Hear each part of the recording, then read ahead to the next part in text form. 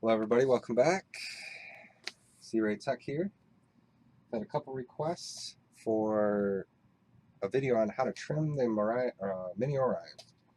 So what I'm going to do for you guys today is I'm going to bring it up to a hover, and I'm going to show you how you can get it trimmed to where it'll be controllable. I've had difficulty with trim on this quad. I've not been able to get it to really stand still too long, which is fine. I mean, most of the time I'm zipping around. Most of the time I'm in motion, and I'm outside, so I have plenty of room. So what we're going to do to get down to business real quick, I just want to go over the transmitter one more time. I'm going to tell you what each of the trim buttons do, and then I'm going to show you how I use them to stabilize my quad when it's hovering. So we'll start by going over all the buttons. So we've got our elevation trim, we've got our yaw trim, which is our movement side to side. We've got our left and right trim, so if we're drifting to the left or we're drifting to the right, we'd use this. We've got our forward and backwards motion trim, so if we're dipping down forwards or we're coming back towards us, we're going to use this to take care of that. I've already binded the quad. It's sitting right in front of me. I'm going to take it off and bring it up, and then I want to show you guys not only my stick movements and how I keep it stable, but what I do to get it trimmed. So we're going to go ahead and use the autopilot button to start.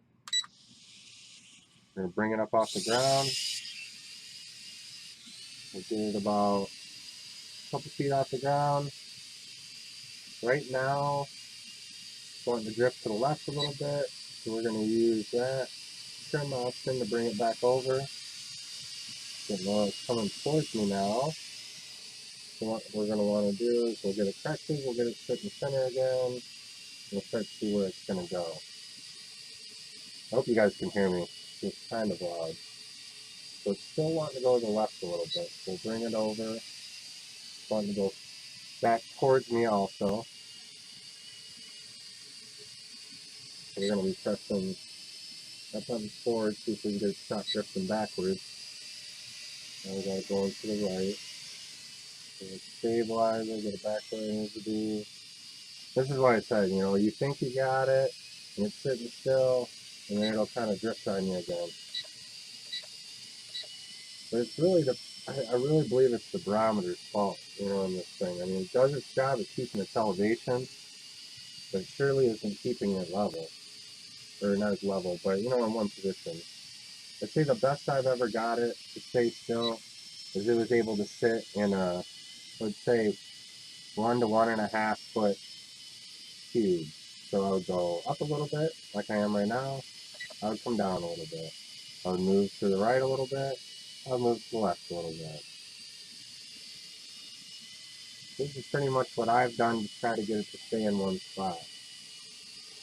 But as you can see too, I'm on rate 1. I never fly anything above rate 1 in the house, ever. But I just use really small movements. Just bring it over a little bit. Now let's go back. And okay, well now we'll go forward a little ways. And then we'll start kind of going in this, we'll go in the square, kind of make our own little square. We'll go to the right, we'll bring it back, we'll move it over to the left. We'll go forward again, just a little bit. Move it forward. Never try to move it too fast, because the problem is, it reminds me of when you're driving a boat. You don't necessarily stop right away when you let off the accelerator. You kind of drift. So unless you're ready to correct in the opposite direction, you need to keep that in mind. So if you can just hover around and move in these little bits of motion, and you understand what happens when you let go and how far it'll drift in, then you just slowly go a little bit faster, Move up your rate. Get into a bigger area. Fly higher, fly lower, all that fun stuff. But it took me a while to be able to just touch it around and turn it around.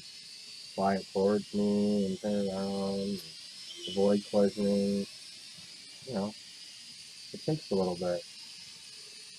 But the big thing is focusing on your right stick. In the beginning, you just want to use your left stick to take off and to land. You're going to want to do all your navigating, left, right, forward, and backwards with this. Because until you understand your orientation and you're able to flip between what you need to do with the quad facing away from you, and then what you need to do when it's facing towards you. Because there's a